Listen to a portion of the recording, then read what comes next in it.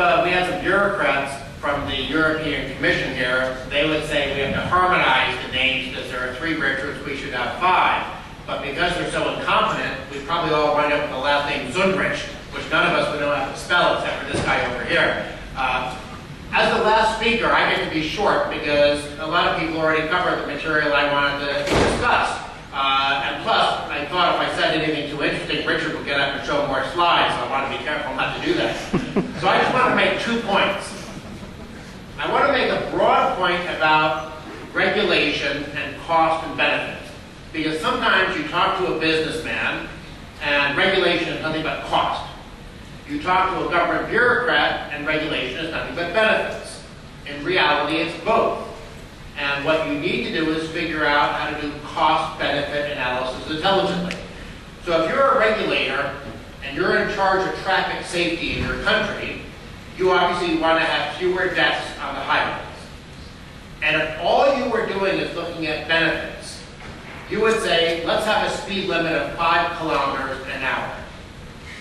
And you know what? It would work. Assuming you could enforce it. If you had a speed limit of 5 kilometers an hour, I bet nobody would die in a traffic accident in Slovakia. But then you have to think, that's the benefit. Fewer people would die, there's no doubt about it, but the cost to the economy would be enormous. I don't know whether living standards would drop by 20%, 30%, 40%, but if you had such an incredibly inefficient, slow-moving, creaky, frustrating, think of the people who might die from strokes and heart attacks just because they're so upset driving at 5 kilometers an hour. So yes, there are real benefits to a regulation in terms of lowering traffic fatalities of 5 kilometers an hour, but you want to balance that against the cost that you're imposing on the economy. And sometimes it's not even economic cost. It's a very, very low cost to require people who ride motorcycles to wear a helmet. And all the academic evidence is pretty clear that that's a very smart thing to do.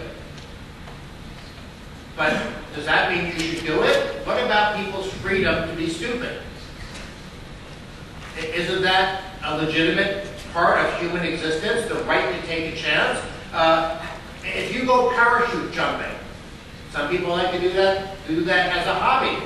Well, that's a risky activity. Or hang gliding, that's a risky activity. Scuba diving is a risky activity. Riding a motorcycle without a helmet is a risky activity. In many cases, we understand, yes, people are adults, let them make their own decisions about what risk to take. So what does that mean that you do on motorcycle helmets? So I'm not saying that there's a single answer out there, but I want everyone to understand that there are costs and benefits, but then also there's this thing called human freedom that also we should value, and that comes into play for certain issues. The other point I want to make is to build upon something that was said earlier about systemic risk. But I want to take a different angle on systemic risk. But it'll also be in the context of things like international regulation. We've already had 2 of the Richards mention systemic risk in terms of financial regulation, things like Basel rules and things like that. But the angle I want to take on that is in the context of whether or not you should diversify your regulatory systems. If you're an investor, you understand diversification is a good thing.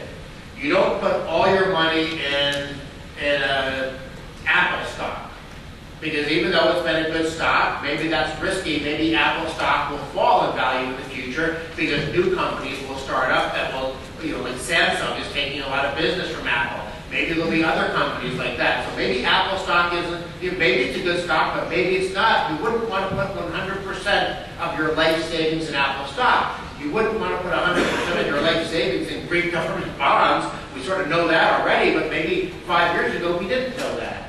You want to diversify your investments simply because it's the safe and prudent thing to do. Well, now let's think about this in the context of regulatory systems around the world.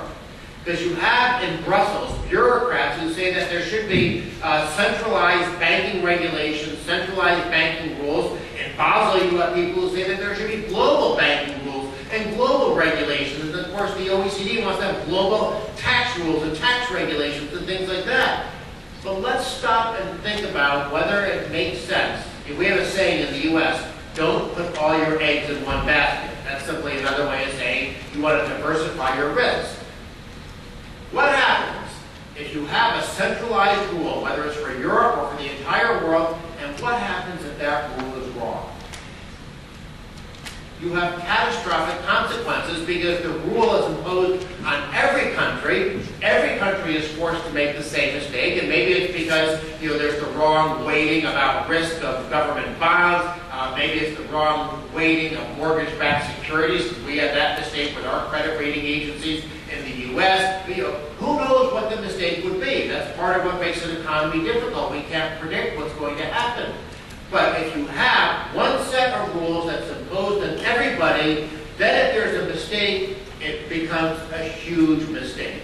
It's much, much better, I think, to have decentralized rules. Why? Because if you have decentralized rules, if France does something wrong, it's not going to affect the rest of Europe.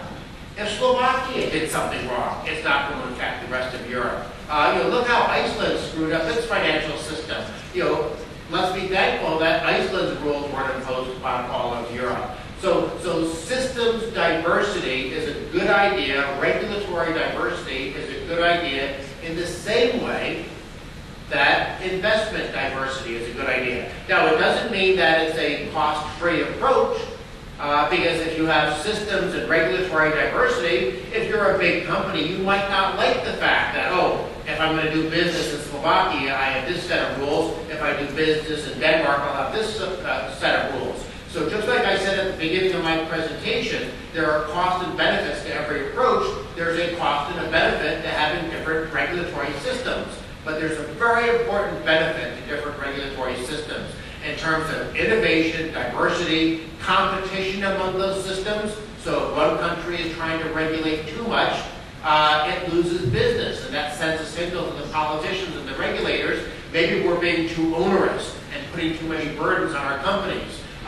So just two things to think about: cost and benefits in general, and then regulatory diversity versus regulatory harmonization. And with that, I'll shut up so we have time for questions. Thank you.